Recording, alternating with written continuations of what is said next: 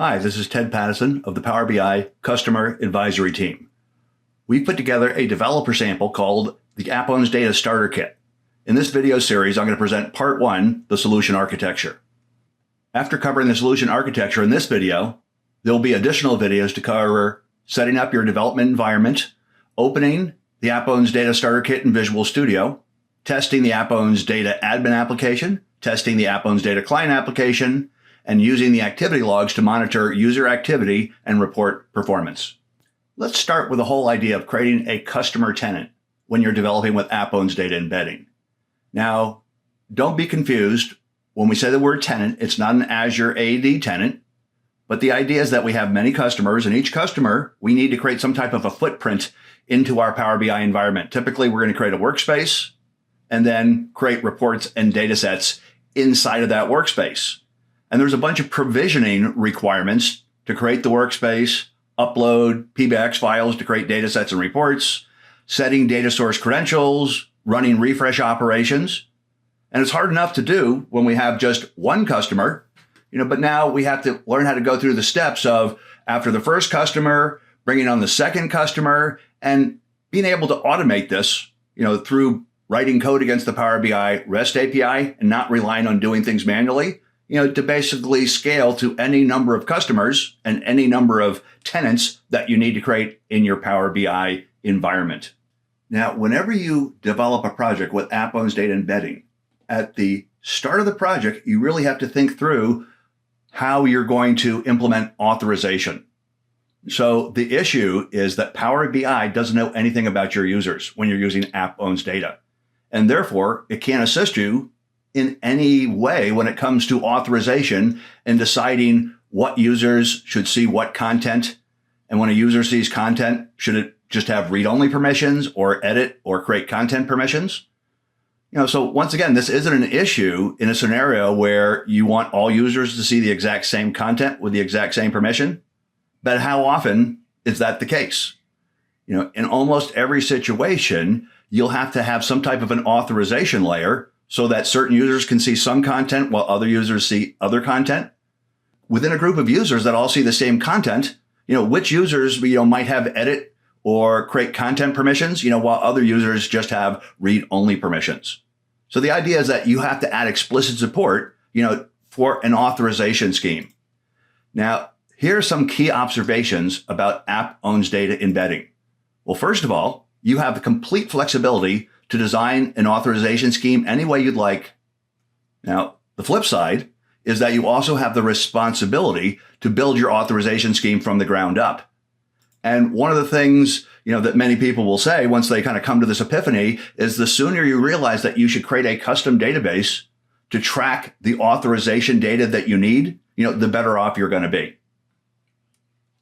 One of the central ideas behind us creating the AppOwnsData Starter Kit was to provide a proof of concept, a POC application, where we could show guidance, for very common procedures and tasks. So what is the value proposition?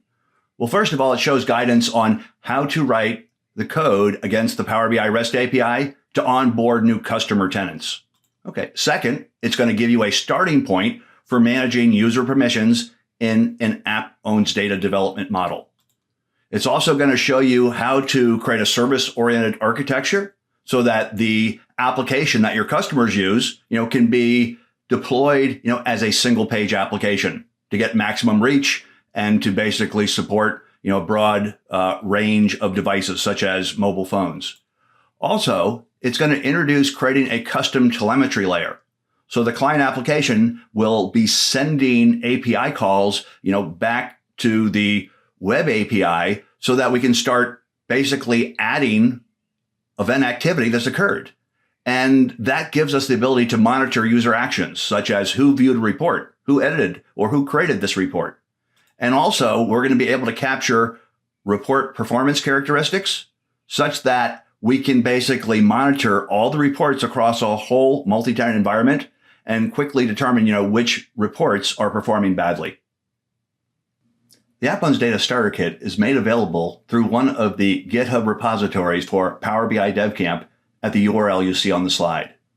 If we move over to this GitHub repository, you can see the top level folder Also, if you want to quickly download the code, you can download it as a zip archive. If you're used to working with the Git utility, you can also get this URL and basically download it using Git. If you're like me, nothing really builds your understanding of a developer sample, compared to loading it into a development environment, clicking the F5 key, and basically seeing the application come to life before you. Where you can actually single step through code and look at things like Fiddler, Postman, and see your traces. So we built the AppOwnsData Starter Kit so you can open it up and test it in either Visual Studio 2019 or Visual Studio Code. Another thing to keep in mind is when we built this, we tried to kind of make it very general. So much of the design is simple. And the idea is we wanted to kind of provide a starting point where different ISVs and organizations can extend it with their own logic. Okay, now let's take our first look at the solution architecture. Everything starts with our own custom database called AppOwnsDataDB. And within this, there's going to be 3 tables, one to track our customer tenants, one to track our users and their permissions, and one to track user activity. Now, notice that there are 2 shapes in dark blue. So dark blue really kind of signifies the Power BI platform as a service, or PaaS. And so the blue applications, will be those that program against the Power BI Service API as a service principal, as we do in PaaS. Now, the top one, the AppOwnsDataAdmin app, is an administrative app, used, by users at the company that's hosting Power BI embedding, and we'll use AppOwnsDataAdmin to create tenants and to manage user permissions. Now, the yellow, represents the SaaS customer. And the idea is that we want to have a customer-facing single-page application that can be used to view and author reports. And we want that client application to have a great experience, whether it's in the full browser or whether it's on an iPhone. Now, to create the single-page application-style client, you need a service-oriented architecture. And so we have the AppOwnsDataWebApi that provides basically a place for AppOwnsDataClient to call into. And just like AppOwnsDataAdmin, the AppOwnsDataWebApi programs against the Power BI Service API and does things, such as retrieves embedding data and retrieves embed tokens from the Power BI REST API. And quite often what you'll see is that AppOwnsDataAdmin will write into the database, as we create new tenants and as we basically modify user permissions. And the AppOwnsDataWebApi will read from the custom database to basically see whether the current user, what permissions they have on what particular tenants. Okay, let's have a quick look at the database before we get too much further. So there's a tenants table, and it tracks a tenant name. You'll give the tenant a name, and the Power BI workspace created for the tenant will have the same name. And as we create the workspace in Power BI, we'll record both the workspace ID and the workspace URL, inside of our database. Additionally, we'll track information about the customer's database. So we'll track a database server, a database name, as well as a database username and user password. Now, for the users table, every user will have a login ID, which will be their primary key. There'll also be a friendly username. We'll track whether the user can edit or can create. And note that the way that we tie the user to the tenant is that we have a tenant name column in the user row that points back. Now, once again, your scenario might be more complicated from this. We are intentionally starting with a very simple starting point, and that is every user can be assigned to exactly one tenant, or the user can be unassigned. So as you want to start doing things that are more complicated, such as having a user be able to be assigned to multiple tenants, or if you want to start tracking permissions at the report or data set level, you're going to have to extend this database model. Once again, we've kind of kept it simple, allowing, lots of different folks to be able to extend it for their own needs. Now, in addition to tenants and the users table, we have an activity log table. And so as interesting things happen in the client application, it basically sends API calls to basically log activity events. And each one will be logged with that user's login ID, so we know exactly who did it. We'll have the type of activity, we'll have what tenant, what workspace it was in, such as, and also things, for load render and load duration. Now let's discuss the role of the AppOwnsDataAdmin application. Now, this application has been programmed with logic to call the Power BI REST API to provision workspaces and to configure them for our customer tenants. Note that whenever a call is made to the Power BI REST API, AppOwnsDataAdmin does it as a service principal, not as a user. And that's one of the tenets of platform as a service or PaaS. You don't use user accounts. You basically use the service principal. The application does the work on the back end. And also note that after creating a new Power BI workspace, the AppOwnsDataAdmin application records that, like basically adding a record, into AppOwnsDataDB in the tenants table. Now, the next thing that we're going to see is that the AppOwnsDataAdmin application provides users with an onboard new tenant page. So this is the page that the hosting company will use when they want to onboard a new customer. The idea is that you're going to fill out the name of the particular tenant, and then you're going to have a database server name and a database name. So we're able to point to the customer's SQL database instance, and we provide a username and user password for that SQL database. And when we click that Create New Tenant button, behind the scenes, it's going to create the new Power BI workspace, and it's going to add a record into the tenants table inside of our database. Now, just to step through each of the provisioning operations, we start by creating a new Power BI workspace. Secondly, and this project doesn't do it, but in most realistic scenarios, you will have to then assign your workspace to a dedicated capacity. The next step that we provide guidance on is importing a PBIX template file. And this is what we use to create data sets and reports. So in this particular application, or the starter kit, we upload a PBIX file that creates the sales data set and the sales report. But then we have to update the connection string. So you're going to have a PBI template that doesn't really know what particular customer's database location is. So what we're able to do is we're able to update dataset parameters to basically redirect the dataset to point to this customer's SQL database instance. Well, then you have to patch the data source credentials so that Power BI can run a refresh operation. And then we start the refresh operation. And that basically takes us through, what happens when we use this application to onboard a new client. Now, the AppOwnsDataAdmin application also provides the ability to manage user permissions. So anytime a user authenticates, there will be a record for that user, inside of our users table. And we can go to one of these users and open the edit users dialog. And with that, we can take that user and assign the user to any of the existing tenants within our multi-tenant environment. And by default, when we assign a user to a tenant, it is a read-only user, but we can add edit permissions. And in addition to edit permissions, you can also add create permissions. Okay, now let's turn our attention to the single page application, or the SPA, which is customer facing, which is AppOwnsDataClient. Now, it's built as a single page application to give broad reach. And so we can target things like mobile devices with a responsive design. Now, this client application has to authenticate the user. And once it does, it's going to send access tokens to the back end when it calls the AppOwnsDataWebApi. Access tokens, will allow the back end, to basically validate the login ID of the current user.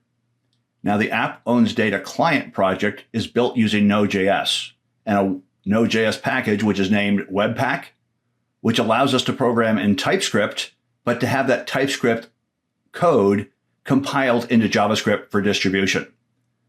Now, the AppOwnsDataClient project includes Node.js packages for jQuery and Power BI JavaScript API. And we foresee that, many development teams that are using React and Angular, some of the more popular JavaScript frameworks, should be able to take their work and layer it right on top of this single page application service oriented architecture. Now, the next thing that we're going to see is that we want you to see that you can provide reports to users that are read-only, but you can go further because Power BI Embedding, gives us a report authoring experience. So when users have edit permissions, The client application is going to realize that and allow them to move into edit mode where they can customize the report and save changes back to Power BI. Users with create permissions are going to be able to do a save as on an existing report, basically to create a copy, or to create new reports from scratch on top of a data set. Now, the project that has the report, which is going to be the template, has also been designed with a responsive design strategy. And the idea is that when you build a report in Power BI Desktop, in addition to creating the main, what we call the master view, it's also possible to create the mobile view. And when a report has both a master view and a mobile view, then the client app, and this is the AppOwnsDataClient, has logic where it basically looks at the width of the device it's being shown on and can simply switch between the master view and the mobile view, depending on the form factor, in which it has to render. Now that we've talked about AppOwnsDataClient, let's talk about the thing that stands behind it and makes AppOwnsDataClient work, which is the AppOwnsDataWebApi. So the solution is built on a service-oriented architecture, which allows you to have a single-page application, make API calls into your custom web API, and the custom web API is able to do, all the back-end programming. So the web API is going to open up three important endpoints to AppOwnsDataClient. First, an endpoint to process user login. So once the user logs in, we're able to make an API call so AppOwnsDataWebApi can update the last login time for the current user or add a new row if it's a new user. Secondly, this web API provides an endpoint to retrieve embedding data on reports and data sets, and also to get the embed tokens, which basically have defined inside them the guts of our authorization model. And then finally, there's a third endpoint so that the AppOwnsDataClient can make API calls to log activity events, which are then recorded into the AppOwnsDataDB. Now, one of the nice things about AppOwnsData embedding is that it doesn't force you to use Microsoft's development platform if you want your own identity provider. If you don't want to use .NET 5, you want to use something else. Now, what's nice is that there's this open flexibility for you to use any identity provider that you want. Now, a famous engineer, George Massenburg, once told me something that kind of made me think, and he said, keeping your options open, well, that's the enemy of commitment and moving forward. So while in theory you can use any one you want, when it's time for you to create a sample, or when we created this POC, we had to pick one. And so the one that we picked was Azure AD, because we thought that was the easiest way for everyone to get the POC up and running. But keep in mind that the solution architecture is designed to facilitate switching out the identity provider. So really, the idea is that the identity provider authenticates users of AppOwnsDataClient, and AppOwnsDataWebApi does one thing. It's able to know that the client is validated, and it's able to validate the login ID. So swapping out Azure AD and using other popular internet identity providers, OneLogin, Ping, Okta, Auth, so we have lots of customers that are using these different identity providers, and switching out the identity provider should not have that much impact on the top level design of your AppOwnsData solution. Okay. Now, another thing to keep in mind is that the AppOwnsDataAdmin application is what the hosting company uses to create and configure workspaces. Well, then the AppOwnsDataWebApi also has to call into the Power BI REST API to get information about the artifacts, the reports and data sets that we're going to embed, and also it has to create embed tokens. So in this solution, we're using one Azure AD application, the AppOwnsData Service App, and we're configuring both of these applications to use it, so both of them run under the identity of a single service principal. And that makes the permissions model from a PaaS standpoint very easy. Because as long as the service principal, has the permissions to be able to create an app workspace, if it creates the app workspace, it's automatically an admin. And so it has full administrative control over any workspace it creates.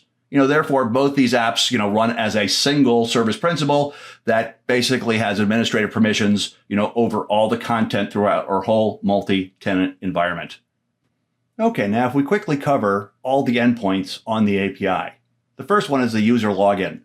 So when the user first logs in, AppOwnsDataClient makes a call with the login ID and the username. And the idea is that the web API, if there's an existing user, can update the last login time. And if the user does not exist, it simply adds a row for that new user and leaves the tenant assignment blank. And the idea is an unassigned user cannot access any content. When the user logs in and the user does not have a tenant assigned, the client app just gives them back a message, saying, thanks for logging in, but we can't show you any content until you've been assigned to a tenant. Now, the next thing we'll look at is the embedding data view model. When that user has been assigned to a tenant, the AppOwnsDataWebApi is going to send back a view model. And the idea is we want to return back as much data as we can to the client so that the client can then do what it needs to do without additional round trips. If there are 3 reports that user should be able to see, after looking at report 1, when the user clicks on a link to see report 2, we want to eliminate having to take round trips to get data from the back end back to the browser just to start the embedding process. If all the data is already in the browser, we're going to be able to create a much more responsive experience. So the idea is that when we return this view model, we're going to have information about any data set or any report that the user needs to basically have access to. And also, we're going to create a special embed token that has permissions for basically any of the reports or data sets that user has access to see. So with the embed endpoint, the client application can get back the data it needs to do the embedding. But what happens after the embedding takes place? Well, the final endpoint we're going to look at is the activity log endpoint. And the idea is that the API exposes the activity log endpoint so the client can log interesting events that have happened. So the idea is that after a report, we're done with the embedding process for viewing a report, we're going to send an API call back that has a payload of data about this particular event. And we can basically record it by adding a new record into the AppOwnsDataDB. Okay, now once we've added all these records into AppOwnsDataDB, we need to be able to monitor and analyze that data. And if only we had a great tool. Oh wait, Power BI Desktop. So we'll create a Power BI Desktop project, and there's a project template we'll look at a little bit later. But the idea is that we can now look inside the database with a Power BI report, either in import mode or direct query if you wanted to have, up to the second information about who just viewed a report. And then we'd be able to pick different users and look for different types of activity, such as viewing reports, editing reports, creating or copying reports. And then finally, what you'll see about the architecture is when a report is viewed, not only is there information about who viewed the report, but we're also collecting information about how long it took for that report to load and how long it took for that report to render. And so we're able to monitor and analyze report performance across a multi-tenant environment. So it'll allow you to have early detection, to reach out to your customers if you see evidence that their reports are loading and rendering a lot slower than they should. Now, this takes us through our first part 1 video of the AppOwnsData Starter Kit, where we've covered the solution architecture. Okay, in our next video, I'm going to dare to move away from PowerPoint and do actual demos where we'll set up a development environment within Power BI.